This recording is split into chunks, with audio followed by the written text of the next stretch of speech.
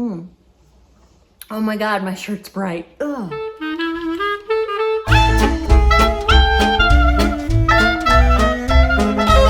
Hello, and welcome back to another video. My name is Heather, and as always, I'm reading with a vengeance, and as always, I hope you are as well. If you are a returning subscriber, welcome back. Thank you so much for watching. And if you are new to my channel, a very warm welcome to you. I am happy to have you here. How is everybody doing? Is everybody having a good summer? Are we having some good reading?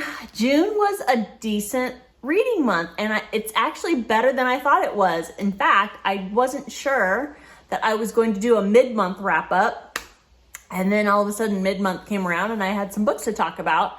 And then I waited so long to do my mid-month that I thought, well, I only have so much time before the end of the month happens. Am I going to have enough books to talk about at the end of the month? And I did. So that's good. I hope you all had a good reading month in June. So I know you all like your stats, so I'm going to start with stats first. Let's have a look-see here. For the total month of June, I read 14 books, and then I had 2 DNFs. I read 8 women authors, and I read 5 authors that are people of color. I read 8 physical books, and I read 6 audiobooks. The genres are as follows-ish, because some kind of overlap, so if the math doesn't work out, you know me, my maths are always a little floopy. I had 5 thrillers, 1 literary fiction, 3 contemporary fiction, 3 graphic novels, one of which being a nonfiction, and that was the graphic memoir, and then another one was poetry. 1 historical fiction and 1 YA contemporary fiction. Then the star ratings, I didn't have any 5-star rated books for June. Kind of a bummer. But to be fair, I think I had like 3 months in a row where I had a minimum of 2 5-star reads, so can't win them all.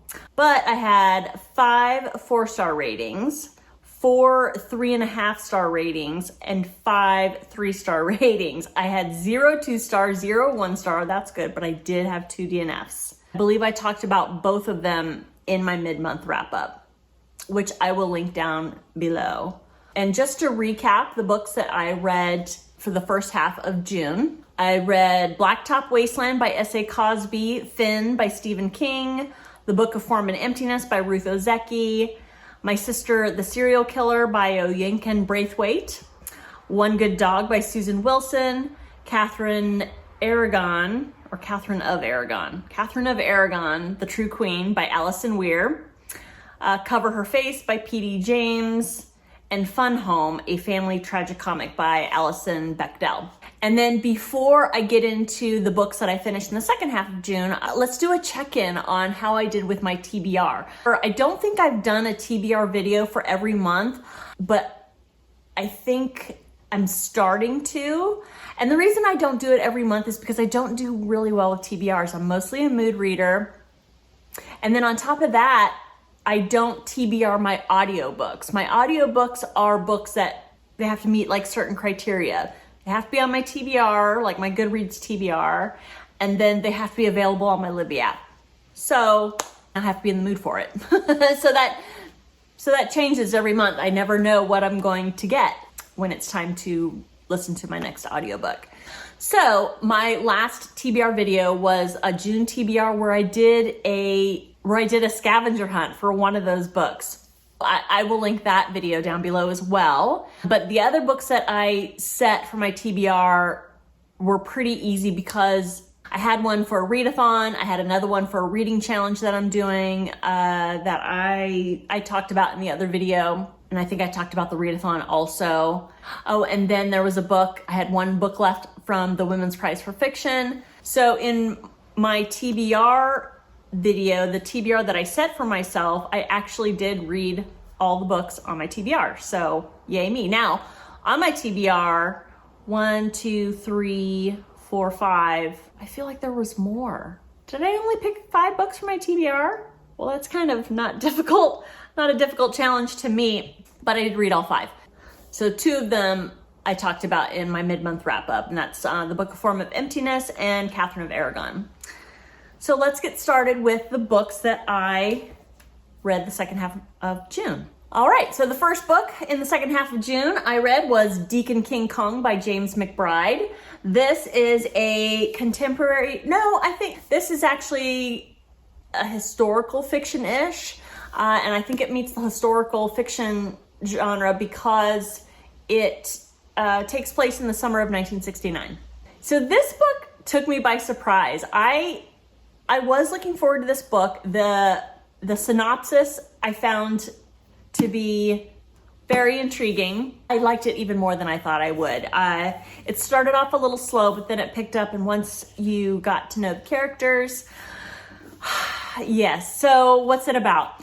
So this, like I said, it takes place in the summer of 1969, and it takes place in the projects of New York City, South Brooklyn to be specific. It opens up with the main event that happens, and it opens up with a character, an elderly black man who goes by the nickname of Sportcoat.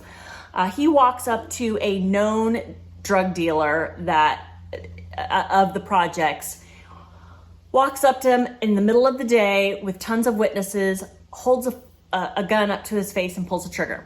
The rest of the story kind of follows everybody that's involved with the projects, with a church that's on the property of the projects, and how it affects kind of everybody that either lives there or knows the people involved. So you follow Sportcoat, you follow Deems Clemens, who is the drug dealer. You follow Sportcoat's friends and family, and you follow Deems's friends and family. You also follow a cop that is very well known in the area and has kind of worked that beat for a very long time. And he's kind of following up on the investigation. And so mostly you are following Sportcoat. And Sportcoat, like I said, he's elderly. I want to say he's about 71. His wife died just barely, I think 2 years before the incident, but he talks to her ghost. And then he's also almost always drunk. Everybody's trying to figure out why Sportcoat did this. Meanwhile, there are two warring gangs in the neighboring area that's also connected to this incident. It turns out in the end that kind of everything and everybody is connected in one way or another. Let me tell you, the characters in this book, once you get to know them, they just leap off the page. They're super colorful. It's one of those books when I finished, I wanted to know what happens further with the characters. Very, very well written. I look forward to reading more of James McBride's books. I really, really enjoyed this one. I gave it 4 stars. The next book I finished is The 100 Years of Lenny and Margot by Marianne Cronin. This is a very popular one on Booktube, I believe. It is I would say it's contemporary / historical fiction, because a lot of because it takes place in 2 different timelines. It takes place in the present day, then also takes place in the past. I listened to this. I think it was a well done audiobook. This mostly follows Lenny. She's a 17-year-old girl and she's terminally ill, and she is living in a hospital that houses not only the very, very sick, but also houses the very, very old. And while she's in the hospital, she meets Margot, who is a 83-year-old woman living in the same hospital. They meet, they become friends, and they start a project that is based on the fact that Margot's age and Lenny's age equal 100 years. And so they start this painting project that kind of is a journal of sorts, a retroactive journal, if you will. Margot is basically telling Lenny her life story. It's a very touching story, and some of it is somewhat interesting, cute. I didn't love it as much as I think a lot of other people loved it. Let me talk about this though for a second. There was a line in there that gets a lot of talk on Booktube, and that is the line, "I let out a breath that I didn't know I was holding." There is a lot of angry hostility surrounding this line. There's a lot of readers out there that hate that line, that it just makes them hate an entire book because of that line. And I've read about it on Bookstagram, and people on Booktube have talked about it. And it's just kind of amusing to me that a line that is just so plain on its face would cause such, vitriol. Please tell me if this is a line that bothers you. I want to know the specifics. I want to know why.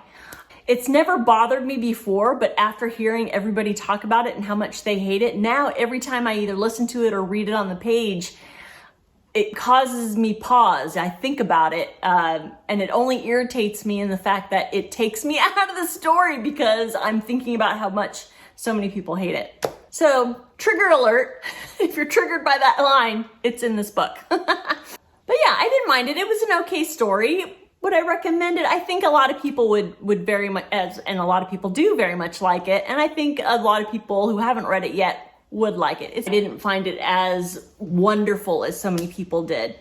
I gave it 3 stars. The next book I finished was The Death of Mrs Westaway by Ruth Ware. As it is very well known, this is a mystery / thriller, more of a mystery than a thriller. I listened to this on audio. I will say I thought it was really funny. So I listened to this back to back right after I finished the 100 Years of Margot and Lenny. Lenny and Margot.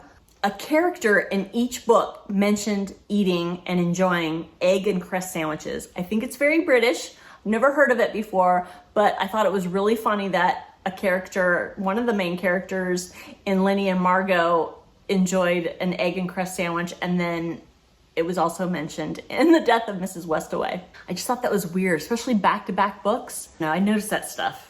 So I believe this is the 4th Ruth Ware book I've read. The very first book I read was In a Dark, Dark Wood, and I really enjoyed that.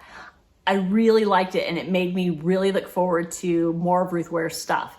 And it has steadily gone downhill from there. The very next book I read was The Woman in Cabin 10, which was okay, but it was kind of a disappointment compared to In a Dark, Dark Wood.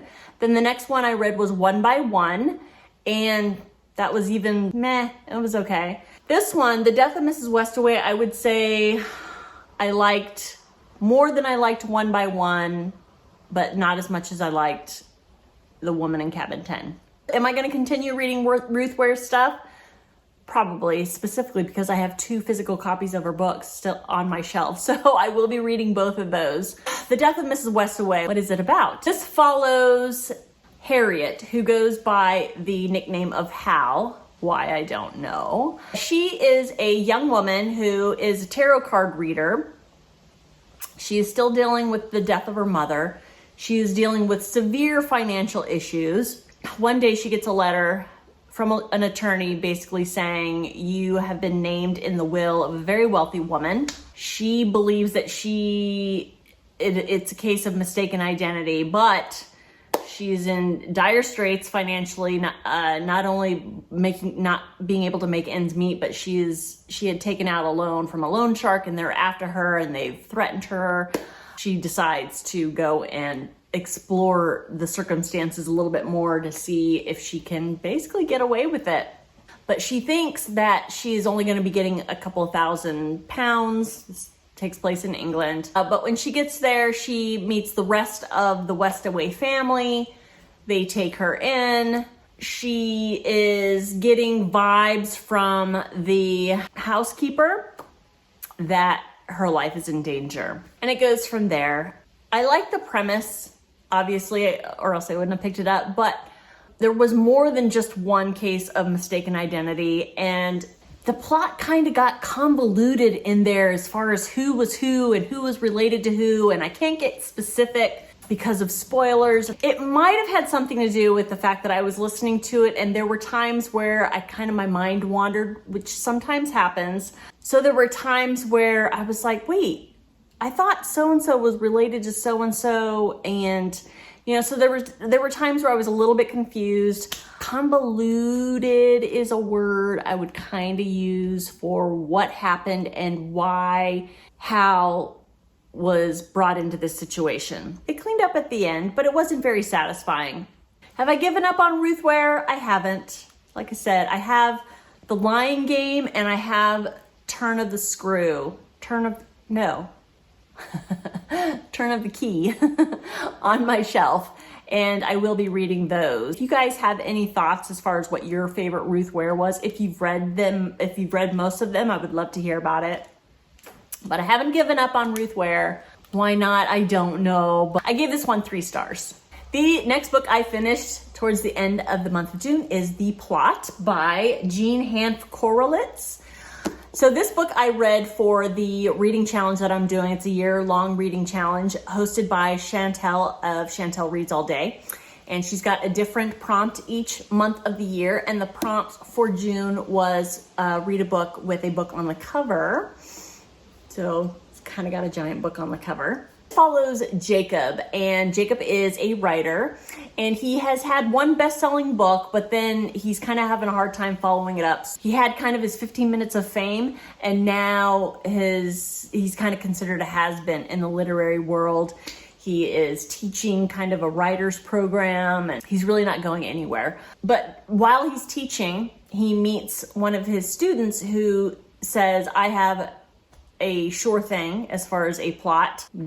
As soon as I write it, I'm going to be famous. I'm going to be rich. It's going to stay on the bestseller list for a record number of weeks. Famous directors will come after me and they'll want to make a movie from my book. It's a sure thing. And Jacob's like, okay, well, what's it about? And the guy kind of keeps it close to his chest, but he relates a little bit of it to Jacob. Enough, Jacob realizes, like, wow, that really is a good plot. And he just hates this kid for coming up with this plot on his own. Then fast forward a couple of years, and Jacob is still in kind of his same situation. He realizes that he's never seen the book come out. And so he does a little research, and he finds out that the kid died, and the book was never written. So Jacob takes it upon himself to write the book himself. And everything happens the way the kid says it happens. He becomes famous. It's a bestseller immediately. A movie's going to be made. Jacob's rich, happy. Until one day he gets an email or a text, I can't remember which one, saying, I know what you did, basically. You know it, I know it, and it's going to come out. And so Jacob starts to be worried, and he starts to try to research who is sending him this text. He gets little clues along the way that leads him down this investigative path, and he's finding out more and more about where this plot came from. It goes from there. I enjoyed this book. I will say I kind of guessed what was happening early on, but it didn't ruin the story for me. And I think most people who read this book kind of guess something that's happening along the way, but it won't ruin the book for you. So I still recommend this book. It did have a satisfying end to it. One of the things that I will say also that happens in this book that I thought was interesting is that there's like a story within a story. So you're not only following Jacob's story, you're also following the aforementioned plot. I think that the cover is super clever too, because if you can see, I don't know if you can see the background of the letters here, it's like you're looking out from a grave, a plot, if you will. So I like that play of words as far as the cover is concerned. So yeah, I would recommend this. What did I give this one? I gave this one 3.5 stars. The next book I finished is Britt-Marie Was Here by Fredrik Backman. This one, kind of that scavenger hunt in my TBR video, this is the book that was selected for me, really. It's been on my shelf for a while, and I was glad that I finally got to it. I definitely want to read all of Backman's stuff. I've read A Man Called Ove, and I've read Anxious People, so this was the third one that I've read. In brief, the way I would describe this is a man called Ove, but with a woman. If you did not like A Man Called Ove, you probably will not like this book. She is not a likable character. You know, she comes around in the end. Backman has a way of, you know, in the end, you find out why a person is grumpy, and they become a little bit endeared to you sometimes. So this follows Britt-Marie. She is a 60-something-year-old woman. She has just left her cheating husband, and she basically has been a housewife for many, many years. So she's trying to get a job, and she ends up getting a job in this small town that is run down and financially bankrupt. And so a lot of the shops have closed. They're in the process of closing down the recreation center. But in the process, they need kind of a caretaker of the recreation center. And so Britt-Marie is sent by the temp agency to go take care of this recreation center. So she goes to this town, and she meets all the townspeople, and they're all quirky people. It's very Fredrik Backman-ish. A bunch of quirky characters. She's quirky. She's a little OCD when it comes to cleanliness. She's very, you know, far be it for me to judge you, but, and then the next words out of her mouth will be very judgy. She's very particular, and I would call her abrasive. And so yeah, it tells the story of how she kind of befriends all of these quirky people, and how she kind of makes a home for herself where she has not really felt wanted or loved for many, many years because her husband's a jerk. Out of 3 Backman books I've read, this is my 3rd favorite. I loved Ove. There was something about Britt-Marie that just, I mean, towards the end, I guess I was starting to care about her, but, you know, too little too late. She was she's a little annoying. But the story ends up, you know, developing. It's okay. I gave it 3.5 stars. So the next book I finished, I have actually talked about in a previous wrap up, and that is Aint Burned All the Bright by Jason Reynolds and artwork by Jason Griffin. So a couple of months ago, I came across this book on my Libby app, and I was looking for something short. I'd never heard of it before, but I had heard of Jason Reynolds because I listened to his Long Way Down, absolutely loved it. And this came up, and it was only like 37 minutes long. I'm like, oh, I will bust that out. And so I listened to it, and it's basically one long poem. I don't think it was meant to be listened to. Well, as you can see, it's one poem, but this is a pretty hefty book. And when I show you some pages, that's another reason why I don't think it was meant to be listened to. Yes, it's a poem. The poem itself is a good poem, but you're really meant to look at the illustrations as you're reading this poem.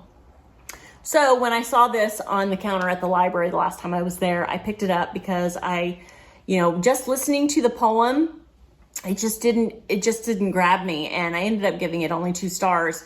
Poetry, I'm not usually into poetry. It just doesn't work for me. This I thought was well done, and having read the physical book and read the poem while looking at the illustrations, I upped my personal rating to 3 stars. But I mean, it's really beautifully illustrated. The artwork is really beautiful on this glossy paper. And there's only a few words on each page, and there are actually a few pages where there's no words whatsoever. The poem itself basically is kind of covers one moment in a family's life that's during COVID and during all the riots surrounding George Floyd. And yeah, I think it's an important poem as far as poems go, and I thought the illustrations were beautiful, so I gave this 3 stars. The next book I finished, I kind of picked up on a whim. That is Exquisite Corpse by Penelope Bagieu, I think. Bagieu. She's French. I don't know how to say her last name. But I picked this up when I saw the author's name because I read a couple of years ago her graphic novel called Brazen, Rebel Women Who Rocked the World. And if you get a chance to read that graphic novel, it's absolutely stunning. I won't go into that book. I might reread that because I do know they do have it at my library. I might pick it up again just so I could share it with you guys. But anyways, I saw she had another graphic novel, and while Brazen is nonfiction, talking about women in history who have made a name for themselves for one reason or another, this is a graphic novel fiction story. And this follows Zoe.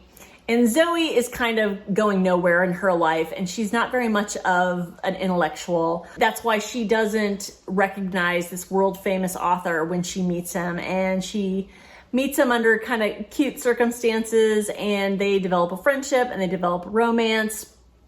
But the author is kind of hiding a pretty big secret, and she discovers it, and she is on the cusp of basically exposing a huge scandal in the literary world. And it's short, and I just thought it was really, really cute. I like the way that they were drawn. It kind of reminds me of Tim Burton. The artwork I enjoyed very much. I enjoyed the story. I enjoyed the ending very much. And of course, I'm not going to spoil it for you, but this was super fun. And yeah, I would recommend it. I gave this 4 stars. And finally, the last book I finished in the month of June is Two Boys Kissing by David Levithan. This book I shared with my Celebrating Pride video, which I will link down below. I had never heard about this. It was a book that I discovered on a list once when I was deep diving on the internet looking for books that would be good to read that celebrated Pride, not necessarily to read just in June. I came up with, I don't know, 10 or 12 books, and I knew I wasn't going to be able to read those, and I got them all from the library. So I returned most of them, but I held on to this one because it was just something that fascinated me, and oh my gosh, I love this book so much. This is I would say it's YA contemporary, and it follows a couple of storylines. It follows primarily Craig and Henry. They're in high school. They used to be in a relationship, but they broke up, but they are still very, very good friends. Craig gets it into his head, and it explains why in the book, that he wants to break the world record for the longest kiss, which is 37 hours and some minutes. It's a long kiss. And he gets Henry to do this with him. They train for it, and they do this, and it's, once they get started, it gets the attention of course, lots of people in the neighborhood, at the school. At the same time, you're following some other characters who are loosely connected to Craig and Henry. You follow Peter and Neil, who are in a relationship. If memory serves, I think Peter is very well out with his family, but Neil isn't so much. Then you're also following Avery and Ryan, and they meet at a party, and so it's kind of the budding relationship. You follow them as their romance blooms as they get to know each other. And then finally, you're following Cooper, who is very, very much alone. He is struggling with who he is, and some of the things that he does because of his struggle lead him down a path of destruction. And meanwhile, all of these characters are being followed, and the book is narrated to you by the men who have died from AIDS before there was hope for men who were inflicted with AIDS. So the narrators are kind of referring back to the struggles that they had and how it compares to the struggles that young gay people of today have. I just thought it was brilliantly written. I thought it was beautifully written, and I absolutely loved it. I'm so glad I read it. I want to read more of Levithan's work, and I highly recommend this. It's just gorgeous. I gave this 4 stars. So that is it. Those are all the books that I read in the month of June. I am currently reading another library book, In the Dream House, and I'm almost to the halfway point, and I am enjoying it. And I am listening to The Paper Palace by Miranda Cowley Heller, and I am enjoying it. Of course, more details to follow. Have you read any of these books that I've talked about? If so, I would love to hear your thoughts on them down in the doodly-doo. Or if you just want to say hi, I would love to hear from you. If you're still watching at this point, I'd really appreciate it if you gave that like button a boop. And if you haven't subscribed yet, I'd really appreciate it if you subscribe to my channel. Thank you so much for watching. I really enjoyed making this video, and I will see you next time. Bye-bye.